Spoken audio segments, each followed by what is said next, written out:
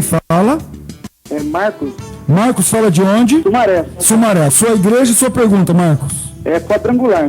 Ok, sua pergunta, meu filho. É assim, eu queria saber, uma dúvida que eu tenho, de onde vieram e foram as águas do dilúvio. Queria entender melhor em Gênesis capítulo 7, versículo 11. Ok. Que fala que as janelas do céu foram abertas. Ok. Obrigado pela sua pergunta, meu irmão. Fica na paz. Deus te abençoe. 3112-0551, você liga e faz a sua pergunta ao vivo com a gente. Vamos lá, professor.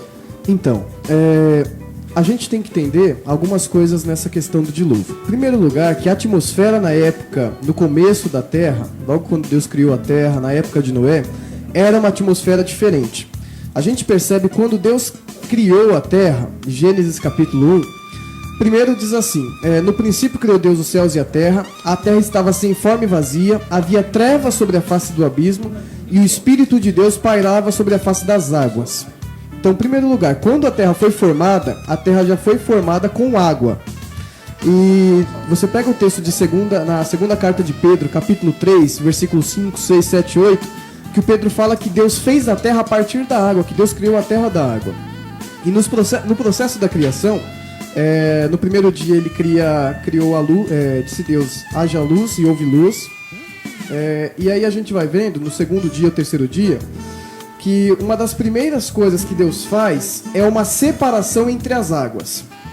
O versículo de número 6 do capítulo 1 de Gênesis diz assim, disse Deus, haja uma expansão no meio das águas, e haja separação entre águas e águas. E fez Deus a expansão, e fez separação entre as águas que estavam debaixo da expansão e as águas que estavam sobre a expansão. E assim foi, ou seja, essa expansão, a água que ficou em cima da expansão não são as nuvens. Então a atmosfera da Terra, pelo que indica o Gênesis, ela era composta de água. Talvez a ciência moderna ela vai querer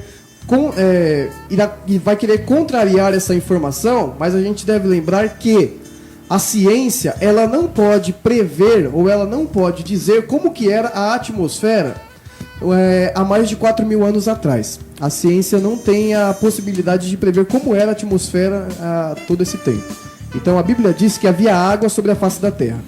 No episódio do dilúvio, o texto de Gênesis vai dizer o quê?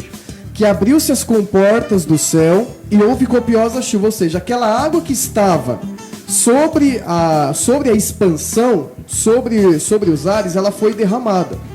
Aí alguém poderia dizer assim, então, mas aí tem uma complicação científica, porque de onde veio tanta água? Essas águas elas estavam simplesmente em cima? Uma segunda, além dessa informação das águas que estavam em cima do firmamento, existe uma segunda informação. O Dr. Walter Brown, ele escreveu um livro no ano de 1980, falando sobre a teoria das hidroplacas. Do que houve no dilúvio, como que o dilúvio mudou completamente a configuração do planeta Terra. Antes do dilúvio, e você pode confirmar isso daí, você pega, por exemplo, um atlas, um mapa mundi, e você vai ver que o formato dos continentes, o desenho gráfico dos continentes, eles formam uma única peça. É como se fosse um quebra-cabeça. Você pega o continente africano e traz ele junto do continente americano, você vê que eles se juntam perfeitamente. Você fecha em cima com o continente europeu. Então, antes do dilúvio, toda a Terra ela era formada por um único bloco de terra. Isso é chamado dentro da ciência de Pangeia. Pan quer dizer tudo, Geia, terra. Então toda a Terra num único continente. O Dr. Walter Brown, ele conseguiu provar na década de 80 que além da água que veio de cima, também água jorrou de baixo.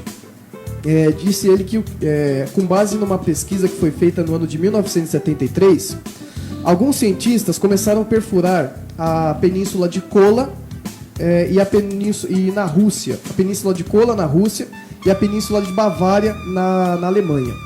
E eles perfuraram numa distância mais ou menos de 13 quilômetros abaixo do nível da Terra. E depois que eles perfuraram, eles encontraram a 13 quilômetros abaixo do nível do mar, melhor dizendo, eles encontraram água. E água numa proporção superaquecida. Só que não tinha uma explicação científica de como aquela água foi parar lá, porque ela está muito abaixo do nível do oceano. Então, não tinha uma explicação científica de como aquela água foi parar lá. A única explicação é que o planeta Terra já foi formado com aquela água por baixo, aquela camada já estava por baixo. Então, segundo o Dr. Walter Brown, ele concluiu que quando houve o dilúvio, provavelmente houve alguns abalos sísmicos. E esses abalos sísmicos acabaram abrindo crateras na Terra. Então toda essa água que estava aí embaixo da superfície, ela foi subindo com uma força muito grande. Ela pode ter subido, segundo o Dr. Walter Brown, ela pode ter subido até 20 quilômetros de altura. E quando ela cai na Terra, ela já cai em formato de granizo. O ar ele já é muito...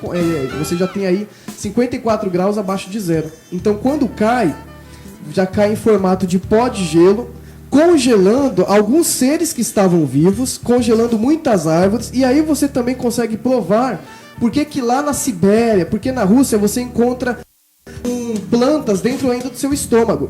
Quer dizer, quando você encontra esses animais ainda em perfeito estado, quer dizer que houve um evento que os congelou repentinamente. Então, o episódio do dilúvio, ele explica exatamente isso, que a água ela veio de cima, mas também veio água de baixo, e acabou cobrindo todo o planeta Terra. E o capítulo 7 de Gênesis vai dizer que para onde que essa água foi? Bem, a Bíblia vai dizer que um vento, Deus soprou um vento oriental e a água ela foi secando. Então a água se secou, voltou para o nível dos oceanos, o dilúvio mudou completamente a configuração da Terra e o dilúvio pode sim ser provado cientificamente.